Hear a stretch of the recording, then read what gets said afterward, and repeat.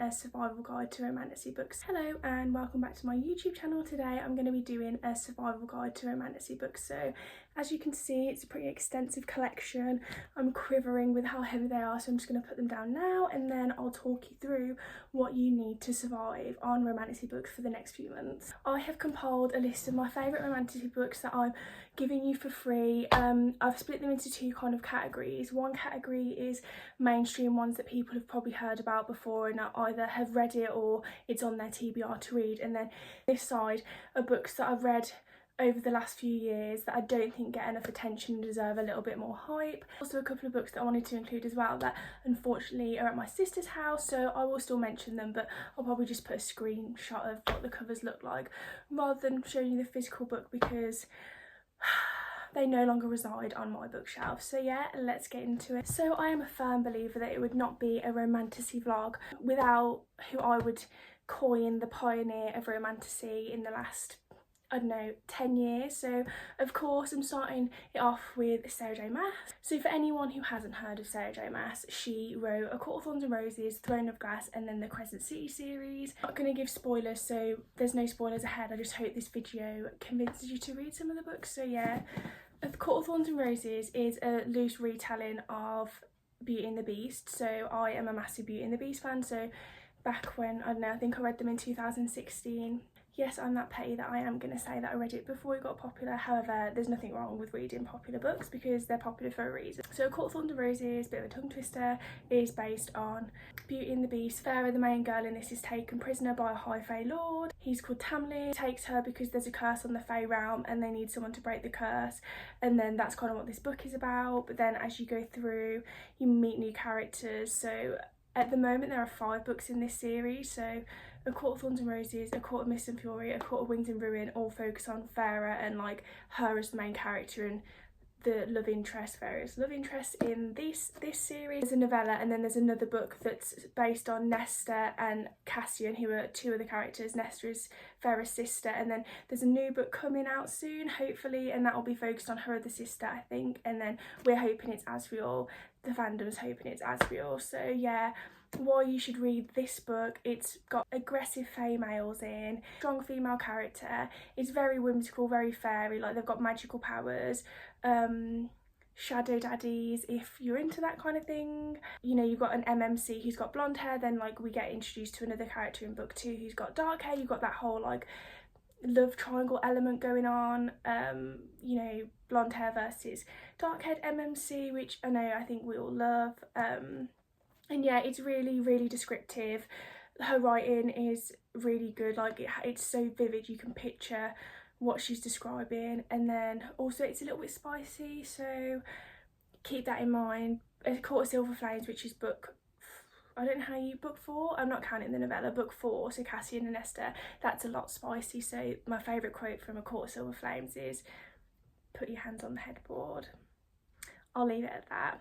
Cassian says that to Nesta. So yeah, starting this survival guide with A Court of Thorns and Roses, I would like to think that a lot of people already know what this is, even if you haven't read it. So yeah, A Court of Thorns and Roses is the start, and then I will present it to you in the order in which I read the series. So I read A Court of Thorns and Roses first, and then I went on to Throne of Glass. I like to describe Throne of Glass as like a fae version of Game of Thrones, so a lot more interesting than Game of Thrones. I've never read it myself, but it just seems a bit boring. But Throne of Glass is based on Selena. She's the main girl in book 1. She's an assassin, and then she's in prison, but she gets rescued by the prince to be his champion in a competition where the winner of the competition ends up being like the assassin for the king. So the king in this book is a tyrant. That is like a common theme in fantasy books, and then as the books go on, you kind of learn a little bit more. We love Dorian and Chaol in books 1 and 2. There's a bit of a love triangle there, and then I would say as the books progress after book 2, I find that it's almost like a little bit of a different series. So that's when kind of like the more magical elements come into the series, like fae, barrow wights, shapeshifters, those kind of things are introduced after the first two books. So I do think the first two books, if you find them a little bit, not boring, but like you're wondering where that kind of like fantasy element, like magical powers, wait till book 3, because book 3, which is called Air of Fire, is my favourite. I will say if I had to pick which female protagonist is my favourite, I would go with Selena, because Farah's a little bit cringe sometimes in my opinion, and Farah's from A Court of Thorns and Roses, in case I didn't say that. So yeah, the next one is Throne of Glass. Also, again, because I read these so long ago, I've got these covers now.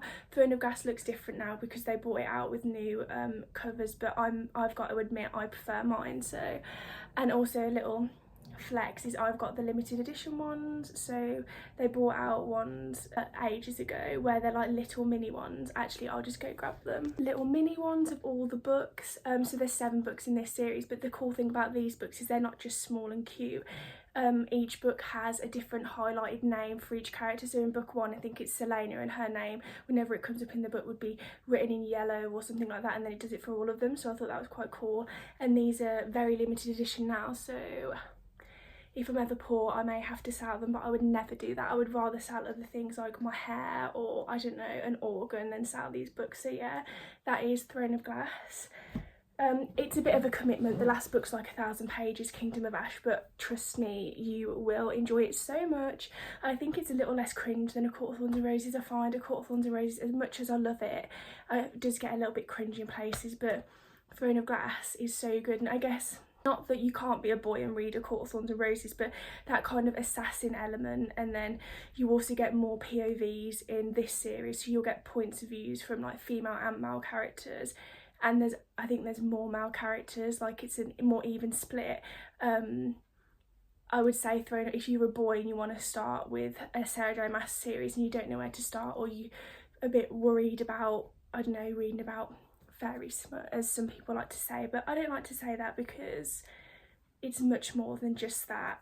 Maybe start with Throne of Glass first. So yeah, Throne of Glass is for the boys and the girls, it's for everyone, but in case, you know, you didn't know where to start, I would say Throne of Glass. Lastly, from Sarah J Maas, Crescent City. I'm not going to spend too much time on this. I thought I'd include it because I think it's still a good romantasy book to include. There's 3 in this series. The third one wasn't that great, I'm going to be honest. It wasn't that great, but I think I like book 2. Book 2 in this series is my favourite. Again, this one's kind of set in the future, so it's almost like sci-fi fantasy, but it's still good. And then you get, what I like about Crescent City is like the plethora of like mystical creatures. So you don't just have fae, which Sarah J Maas is like known for. You also have like wolves, humans have their own sector. It is divided into sectors for the different like kind of creatures, mythical creatures, and everyone has one. And then you've got angels too, which I thought was quite nice because you don't get many angel books these days. Like I've read a few in the past, but you don't get them that often now, so definitely one to consider. I just think Bryce is a bit annoying, she's the main girl in this, but Rune Danan, he is the saviour of these books. So he's like one of the fae characters in it. Clearly I've got a type when it comes to male characters, but yeah, Crescent City is kind of sci-fi, so it is kind of more set in the future, but I do like the concept of Crescent City. It's a lot more modernised, so like it's not like, it almost feels like you're not reading about a fantasy world because they live in like just a normal city, but then there's like the downtrodden, the humans are downtrodden, and there's like rebellions, but because it's the humans rebelling, it feels quite like not real life, but that kind of thing. So yeah, that is Sarah J Maas, and she's a good place to start when reading romantasy books. So yeah, if you haven't read her already, get to it. Let me know which Sarah J Maas book series is your favourite. I'm torn these days. I always will say A Court of Thorns and Roses because that's kind of what got me into her, but then I do love Throne of Glass as well. So yeah, let me know which Sarah J Maas series is your favourite. I'm going to go on to Quicksilver first. So this book was really blew up last year, but I've picked this one next in the romantasy theme because I'm trying to keep it a little bit thematic. So there's fae in this, and can I just say Kingfisher, he may have been one of my top book boyfriends last year. The kind of idea of Quicksilver is that there's a human world and there's a fairy world, but no one's been in the fairy world for thousands of years, and then Ceres, the main girl in it, accidentally goes into fairy for the first time in 1,000 years, and as a consequence she gets bound to Kingfisher, and it's called Quicksilver because the kind of way she gets into fairy is by going through this pool of Quicksilver. I really like this. There's plot twists. It's not that predictable. I don't know, it was something a bit fresh. So I have found over the years that a lot of books kind of try to rip off A Court of Thorns and Roses, but I just liked the characters in this. It's what I would describe as enemies to lovers, good banter, a bit dark, not too cringy. It was just, I think I read this over like 2 or 3 days. So yeah, Quicksilver, if you want a new book boyfriend that's a fae male that's not written by Sarah J Maas, then I think Kingfisher will be for you. Then I'll go on to Lightlark, because again I think there are resonances between Lightlark and A Court of Thorns and Roses. So Lightlark is basically, there's so many realms, and then after 100 years all the leaders of each realm have to come together for a competition to break a curse that was put on all the people 1,000 years ago, or however many years ago it was. Anyway, Isla is the like main girl in this book, and we find out that she's powerless, but she has to enter the competition without power and try not to get killed. So it's kind of like a trial trope basically, which I love. In this, if you do know A Court of Thorns and Roses, it's almost reverse. So Aura is the blonde and Grim is dark haired, but in terms of who you want Isla to get with, or like who's the bad guy or who's the good guy, I'd say it's almost flipped.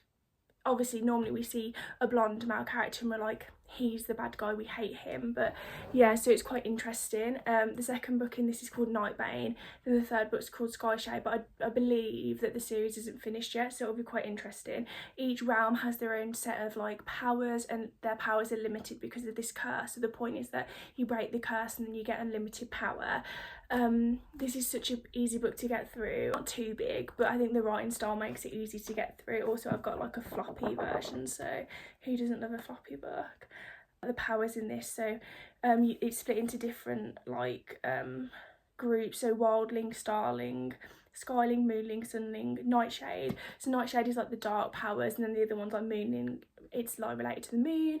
Wildling, it's related to the forest, so very like earthen, like it's giving like troll vibe, but they're not trolls, that's just the kind of vibe. So yeah, I think this is quite cool because again the different groups of people is almost like the courts in A Court of Thorns and Roses, but a little bit different. And Isla, oh, I don't want to call her a wet blanket, she's a little bit like downtrodden at first, but again you get that like character narrative where she steps into herself. So yeah, Lightlark is another romantasy that you cannot live without. Another romantasy that I read last year that I definitely think people should pick up if they haven't already is The Serpent of the Wings and Night by Carissa Broadbent. So The Crowns of Nyaxia is the whole series, and The Wings of Night is book 1. A couple of books out, I think. I believe I've only read the first 2, but each kind of book is split into 2, so the first 2 books focus on 2 sets of characters, and then there's another 2 that will focus on another 2 sets of characters,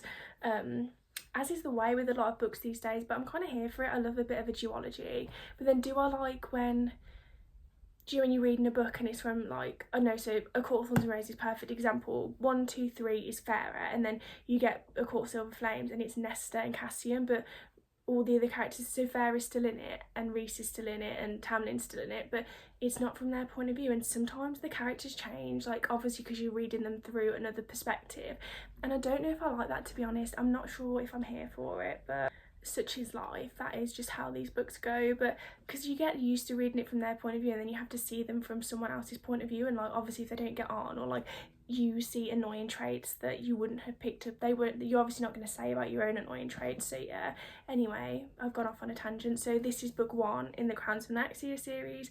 It is a bit of a vampire romantasy, so I was a die-hard Twilight fan back in the day. However, I have since matured and I don't really read vampire fantasies these days. Like, it kind of gives me the ick a little bit. The fact that I'm even saying gives me the ick, but I can't think of another way to phrase it right now. So it's a vampire romantasy with a trial trope, and I remember reading this and really enjoying it. So book 1 is really fast paced.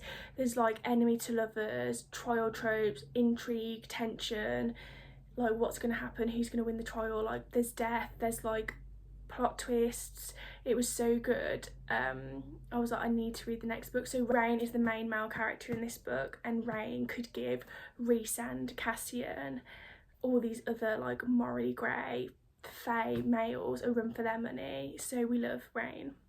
But then book 2, I will say, it was a bit slow, so I really still think you need to read this series, but read it with the caveat that book 1's a 5 and book 2's a 3, and the pacing in book 2 was just a little bit off. Like, it could have been a bit faster, like it got resolved too far away from the end, so then there was a resolution and then there's too many pages afterwards. Like, once the story ends, I just want the story to end. Like, don't rush the ending, but why have I got 100 pages left when we've already reached a conclusion? So yeah, but anyway, if you want something romantasy that's not fae, this is a vampire romantasy, so definitely check it out. Speaking of non-fae romantasies, I'm coming on to Fourth Wing. So again, I know this is quite a popular series, so you've probably either read it already or it's on your TBR, but Fourth Wing is basically about this war college where you have to you have to like qualify to be a dragon rider. So you have to go through a series of tests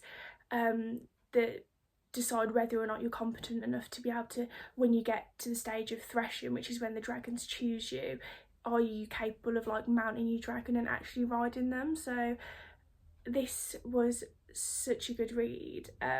Violet is the main girl. She's got a weak body but a strong like sense of will, if that makes sense. So everyone doubts her in the book. She's downtrodden, and then she gets into the war college and you kind of follow her on that journey as to like doing all the trials. Does she get a dragon? Does she not? What happens then? And then outside of like the kind of war college, there's like an overarching villain. They're called the Venin.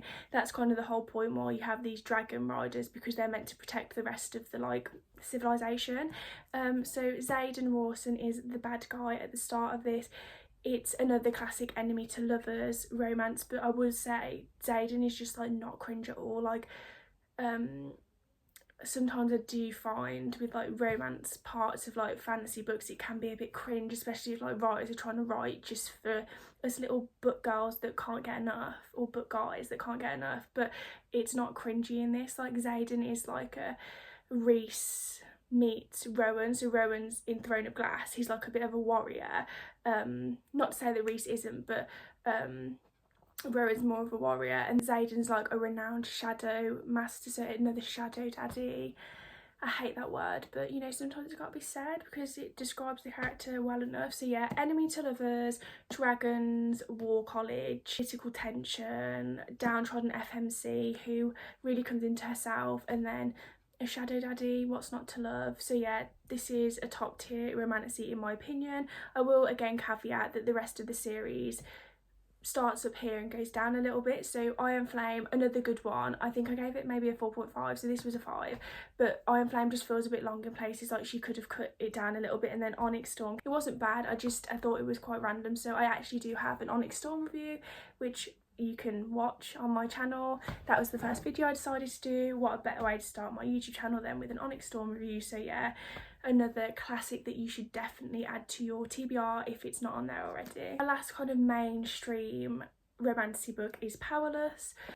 I'd like to think a lot of book people know about Powerless now, but Powerless is basically about two sets of people, the elites and the ordinaries. If you're elite, you have magical powers. If you're ordinary, you don't. The king's a tyrant and basically wants to get rid of the whole ordinary population because they're a disease that will ruin the elite's powers. Again, this is another book with a trial trope. When I'm like trying to compare this book to things, I like to say that it's Throne of Glass meets The Hunger Games.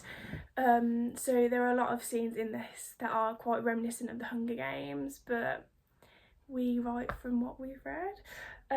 So yeah, the main girl in this, Payden, she's powerless, hence the title of the book, but she gets thrown into this trial where she has to fight against elites. So she has to pretend that she's got powers when she hasn't. Again, another enemy to lovers. This is a theme in a lot of romantasy books, I think, enemy to lovers. She meets the prince just before she's thrown into the trial, and then the prince is also in the trial with her, and they end up working together to try and like win the trial basically. But then alongside the kind of trial aspect is a rebellion to overthrow the king, another classic fantasy trope, but it's done really well in Powerless. So there's a lot of like intrigue and tension, and like when I say that this book's a slow burn romance, it is a slow burn romance, and I'm here for it. I remember reading this and being like, they just need to kiss, like I just want some action, like when is it going to happen? But Lauren Roberts really likes to slow burn that slow burn. So yeah, Powerless is another good one. There's 2 more books in this series, Reckless and Fearless. I will say Reckless was a bit of a yawn for me. Nothing really happened. Fearless obviously has just come out and I enjoyed it.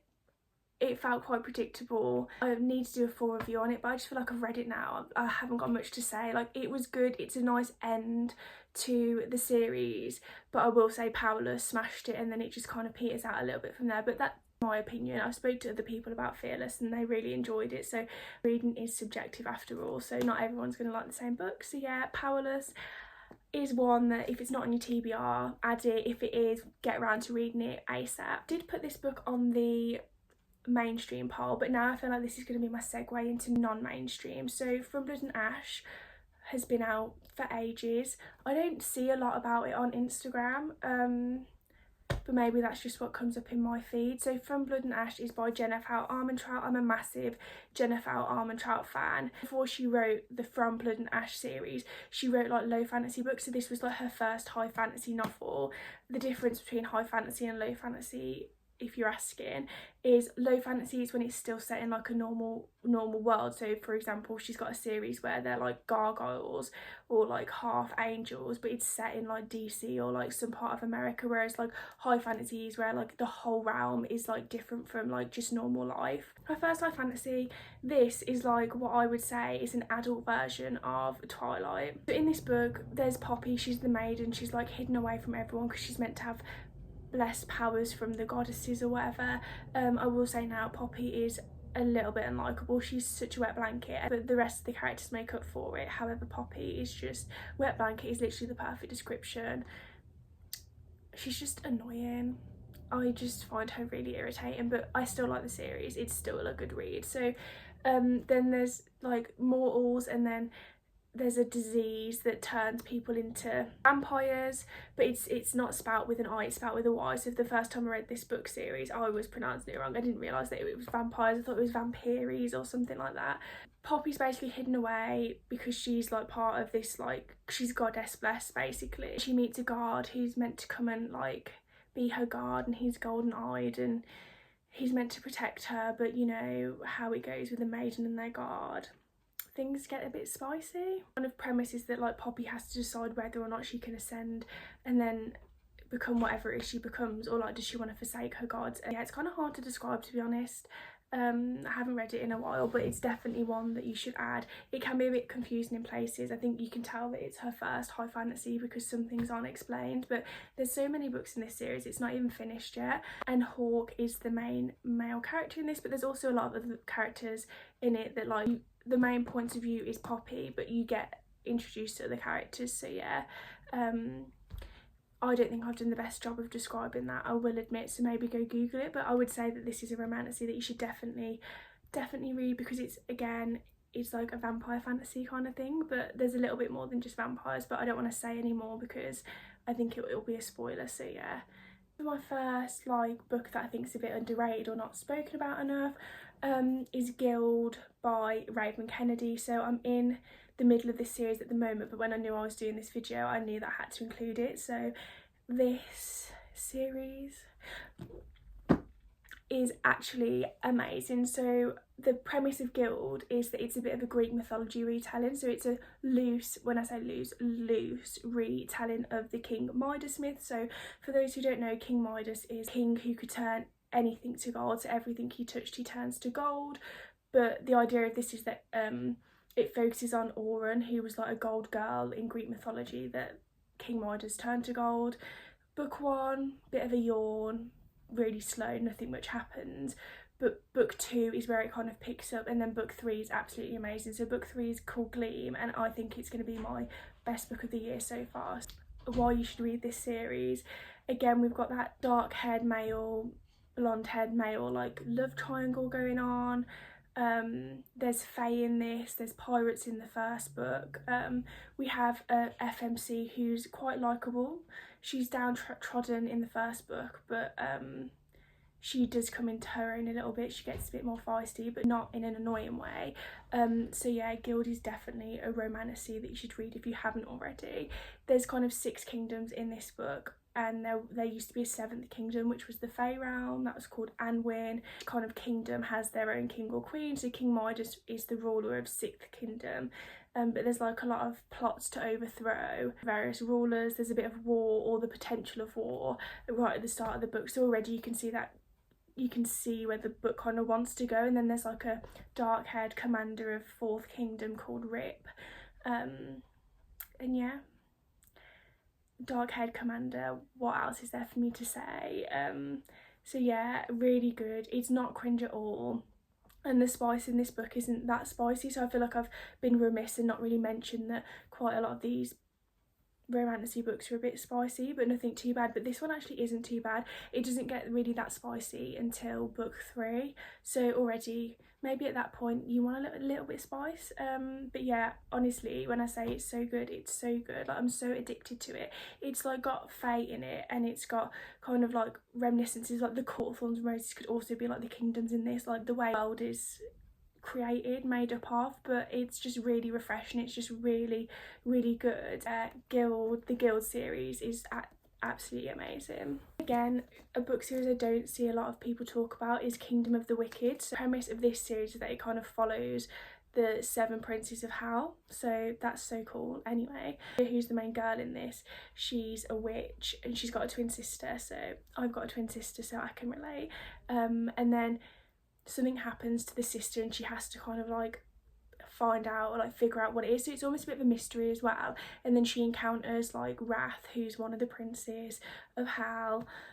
I love Wrath. Have to kind of go on this like, not quest, but journey to see like what kind of happens. And what I love most about this series is that it's just so different. So as I say in multiple videos, I did Greek mythology at uni, and live in like Dante's Inferno, like with the circles of hell and the different princes of hell, and like each prince has a sin. Wrath's quite dark in it. It's again, you've got those like resonances from like Shadow Daddies or like the morally grey MMC, but it was just really nice. Like, it was really cool. It's set in Italy as well, so like Amelia, like their family owns a restaurant. This is a good romantasy if you don't want to read about vampires, if you don't want to read about fey males. So there's 3 in the Kingdom of the Wicked series, but then it gets better. Kerry Menescalo then wrote 1 book for each of the prince, so she's in the process of doing it. So there's 2 other books out that aren't directly, they're not this series, but it then focuses on a different prince. So Throne of the Fallen focuses on 1 prince, and then Throne of Secrets focuses on another prince. So it's a really good romantasy if you want something a bit different. And Serpent and Dove, so I don't have my copy of Serpent and Dove, so I'm holding up Blood and Honey, which is the 2nd book. My sister has the 1st book. So Serpent and Dove was one that I've read absolutely years ago, and I'd put this on the same level as The Bone Cries Moon. Again, I don't have this book, it's at my sister's, so I'm gonna leave a little screenshot in. The Serpent and Dove is another romantasy that's not fey and isn't vampires or werewolves. So the premise of Serpent and Dove is that Lou, she's the main girl, and is a witch, and you've got 2 different types of witches. You've got the white witches and the red witches, and it's just how they draw their power. And then within this world there are witch hunters, so they're called the chasseurs. So it's set in France, if I didn't say that already, which I know I didn't. I'm not sure if that's how you pronounce it, but that's how I'm saying it. And then Reed is like the main male character in it. He's a chasseur, so he's a witch hunter. Basically what happens is like Lou has to marry Reed because they end up touching in public, and it's like, you know, so inappropriate, and like it could ruin Reed's reputation, so they have to get married, but she has to hide the fact that she's a witch from Reed. And then it's that whole journey of the witch hunters want to bring down all the witches, but Lou's mom is the head witch of her witch clan, and they don't get on. She's a bit of a tyrant, so you kind of got 2 kind of tyrannical peoples going on. So like the chasseurs are really like want to get rid of the witches, but then Lou also has her own rebellion with her seeing what happens with like the hierarchy of her witches. So I'll leave it at that. But again, it's like enemy to lovers. It's actually quite a nice story. Like the character development between Lou and Reed is wrote really well. It's a trilogy, so there are 3. But yeah, just another romantasy that is really good if you want to read something that's not fae, and is a witch book, which I'm not normally into witches, but it kind of didn't give that much witch, so it was really interesting. I really like the concept of the Bone Criers moon. It's a duology, so what's not to love about a duology? And it's basically, the idea is if you're a bone crier, your job is to ferry the souls of the dead into the afterlife, but in order to become a bone crier you have to kill the love of your life. So one of the main characters is Elise. She's like, once she becomes a bone crier, she will be the matriarch of her people. And then Bastian, his father was killed by a bone crier, so he has always been on this journey with himself that it's his job to kill the bone crier. So again, you can see the like resonances between like the witch hunters in Serpent Dove and then the Bone Crier's moon. And it's another book that's set in France. Elise is meant to kill the love of her life, and then as she's about to kill this person, Bastian comes in and ruins the day. So Elise isn't sure if she actually can ever kill someone, but like that's her job. So then if they can't kill and they don't ferry the souls, like what happens to the world if the souls aren't ferried? Another kind of, they're not witches, but it's like that supernatural element that's not fae, that's not vampire, that's not werewolf, it's just something a bit different. So yeah, add those two books onto your TBR if you want. And another book that I read years ago, it's a trilogy called The Ash Princess.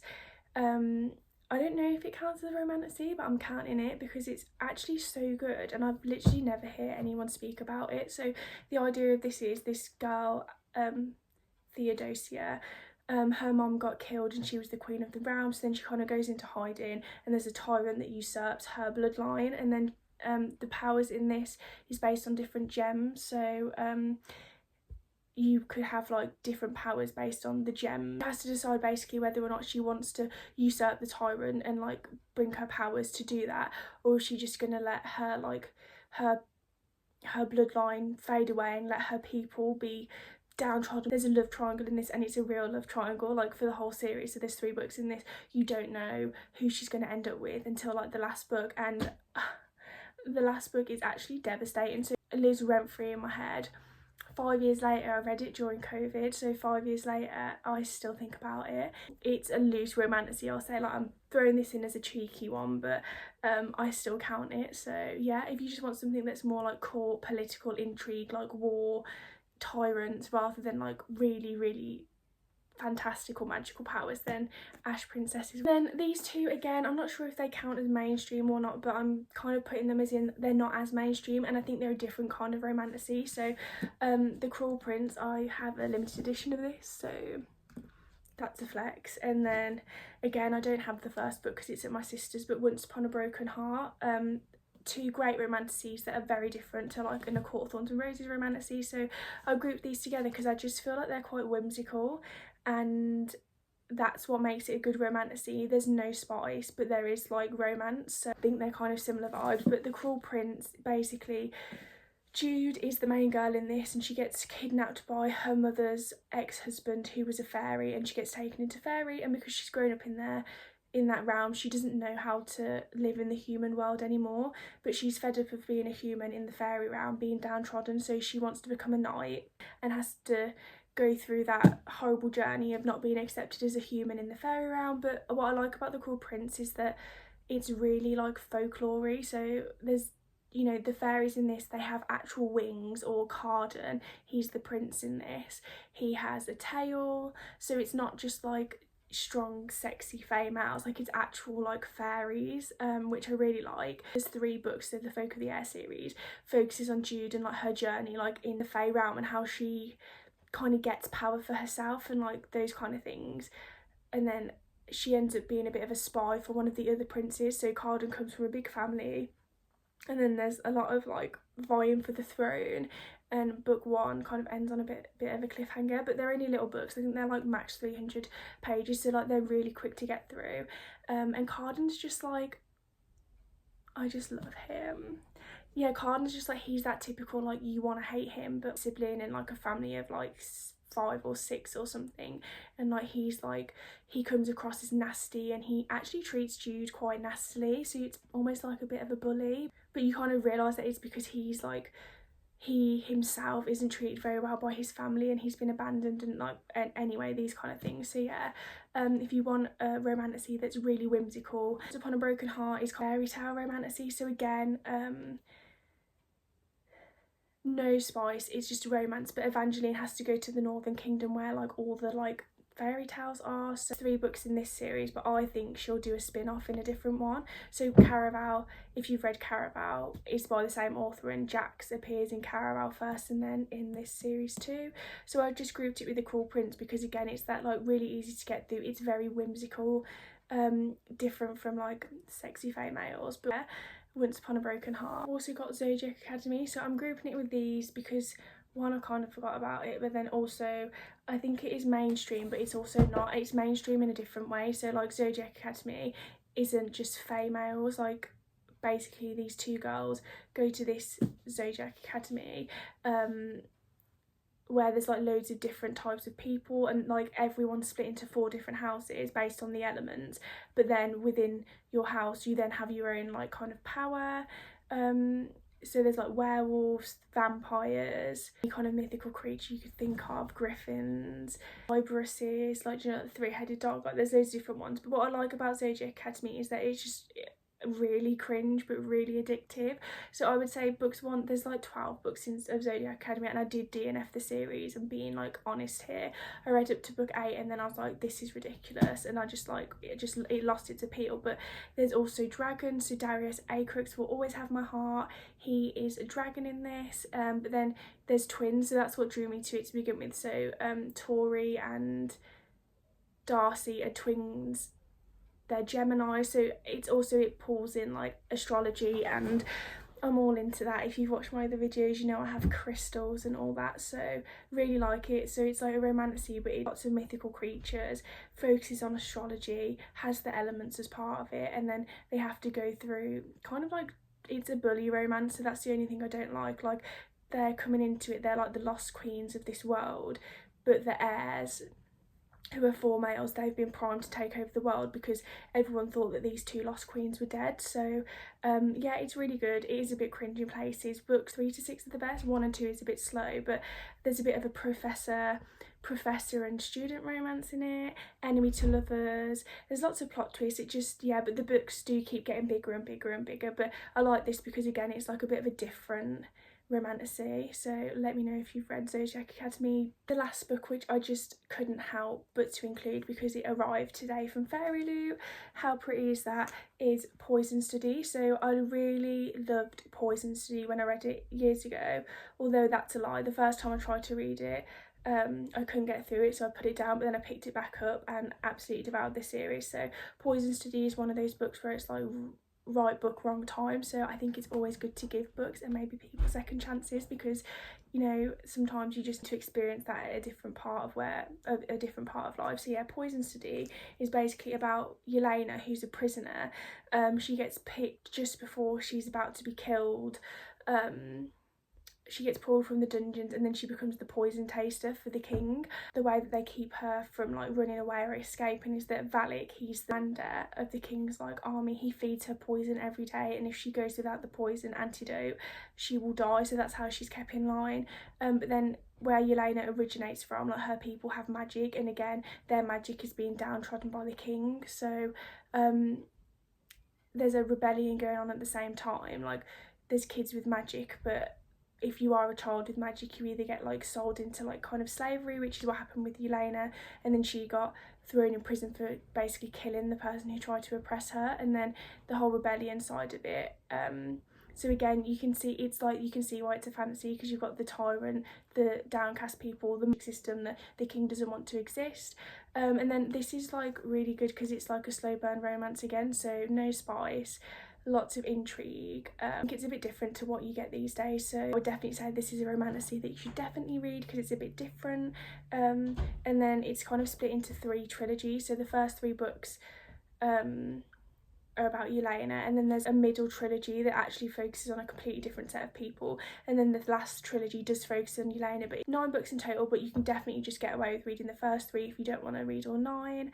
But Poison Study is just a real classic for me. That is my survival guide to romantasy. I hope you enjoyed it. Please let me know in the comments if you've read any of these books, which Sarah J Maas book is your favourite, what books will you be adding to your TBR, and more importantly, if I've missed any Romantasy books off, because I am a die-hard Romantasy fan and would love some recommendations in the comments, please. So yeah, I hope you enjoyed watching. I now have the fun and exhausting task of putting all these books back on my bookshelf, so I'm depressed. But yeah, hope you enjoyed my survival guide to Romantasy, and I'll see you in the next video.